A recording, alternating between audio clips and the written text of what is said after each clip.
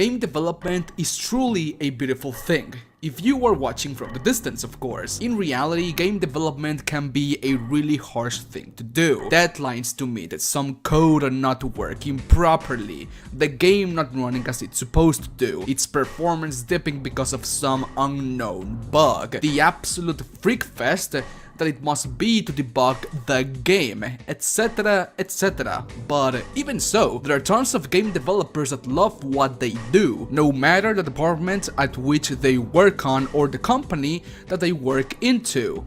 Game development is a thing for the people that have the drive, dream and passion to create the best gaming experience ever. And talking about the best game ever, let's talk about the development of Doom Eternal in this video. Of course, I want to add something to the table, so please let me know if you enjoyed the video when you finish. Through this, we have been truly blessed that over this past year and a half, we have seen several Doom Eternal gameplay releases, and well, it's pretty obvious that each one of them is a different build of the game. Heck, if you compare the latest gameplay release to the one shown on QuakeCon 2018, you would see just how much of an advance the game has done in this year and a half. But before I begin, 69.4% of the people that watch my videos every single day are not subscribed, so please consider subscribing if you enjoy the videos I produce, and I will greatly appreciate it. O sea, de verdad lo voy a apreciar if this video could reach 5,000 likes. Enjoy. Hugo Martin describes the gameplay flow of Doom Eternal as if you were driving at 300 miles per hour. At that type of speed, you want to be able to see every single gear, component, and pretty much everything that is happening with your car with the corner of your eye. And its software has done a great job with that idea. Everyone knows about the infamous debate that the E3 Eternal HUD created. The community was so divided. Some people thought that it was okay, and some really hated it. I, for one, didn't like it that much, but after playing the demo at QuakeCon 2019, which had the same HUD design, it didn't really matter, except for one little thing. When is a game intrusive? A game is intrusive when it offers a piece of information in a way that it distracts you to the point that it hinders the gameplay flow. For example, unless your game is story heavy, people will not read what you show them on screen. Its software knows that Doom is all about gameplay first. That's why every time you find a new codex entry, it will just give you the option to read it so that it's not interfering with what is happening. That is good game design. What was not good game design, in my opinion, was having most of your screen turn blue when you picked up HP. You lose HP more than half the time you are playing Doom Eternal, and being that the game heavily emphasizes you to glory kill demons to earn HP, your screen will be turning blue more than half the time you are in a gunfight. I really didn't like that. For me, it was heavily intrusive, it distracted me, and it didn't let me see where were some demons I needed to kill. This, of course, was changed or dialed back. Now when you receive HP, nothing will happen on your screen, and instead you will just hear the usual sound effect when you receive it. And that is an A on my book. Photo mode was one of my favorite aspects from Doom 2016. Sadly, it was never completed. It never came out of beta, and some of the core elements that need to be in a mode like this weren't found. It was incredibly buggy at times, somewhat hard to use, and you couldn't do the only thing that people wanted to do with this mode, which was take pictures of the Doomslayer in different poses.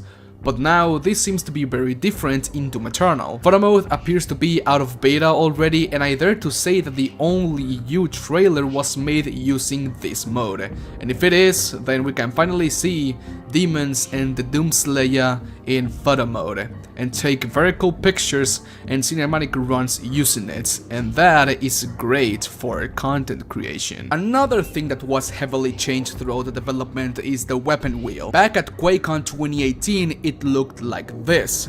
colorless, lifeless. It was actually good, like the one from Doom 2016. Then like this at E3 2019, it became more alive, more color, more vibrant, etc. And now like this in the latest gameplay release. You just can see how its software went over the top on trying to give this segment of the game so much identity, but instead it just gave us a very colorful weapon wheel. It's like they turned the dial all over to 11 and left it like that. But the new version of the weapon wheel still takes the same approach, using different colors for different types of ammo, but in a more elegant way. Colors are still very solid and vibrant, but they are not oversaturated at the same time, like with the one of E3 2019. It gives you the same amount of information without distracting you of what is happening behind the scenes or behind the weapon wheel. When you chainsaw a demon in Doom Eternal, you will receive lots of ammo for every gun in your inventory. In the past, all the ammo elements were coded in a single color, orange. But now, when you chainsaw a demon, the demon will drop all 4 types of ammo, but in their respective color type. Purple for plasma, green for machine gun, red for rockets, and orange for shotgun pellets. It doesn't add that much of value into the gameplay flow, and it doesn't change anything drastically. The truth is that it doesn't matter if the ammo was coded in a single color or in multiple colors, chainsawing a demon will give you ammo for every gun, and that's absolute. But still, this is a new feature that I do like, as it is innovating in a certain way from Doom 2016. One of the many things the community criticized Doom Eternal for was the sound design in some elements and aspects from the game, especially in the heavy machine gun. Truth is, it sounds like a PP gun.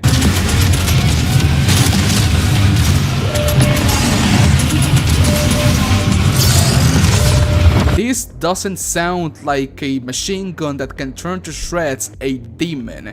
It doesn't sound heavy or with impact, but that was changed with the recent gameplay release. Perspective, but again, it's crazy to see, like, you just change the dimension, you change the perspective of like where that weapon's coming from, all of a sudden it gets planted, gets centered, and like it... The difference might not be that much, but for me is a lot.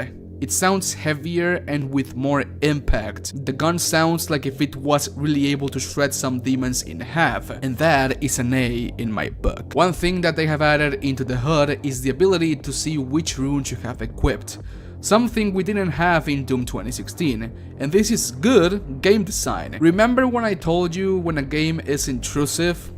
Well, a game can also be intrusive indirectly.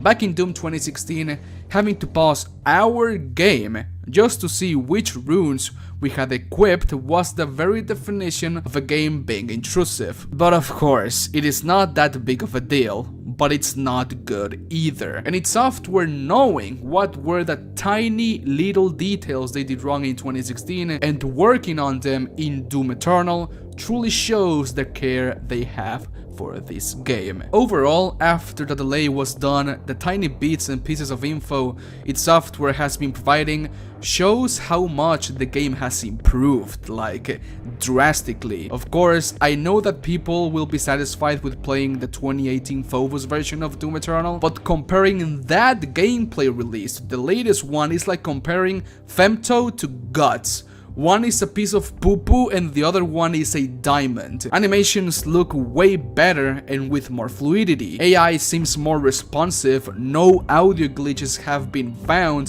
the graphics look crispier, models look more redefined, and it might just be my eyes because I have the eyes of a falcon, but it is more pleasing looking at this than this.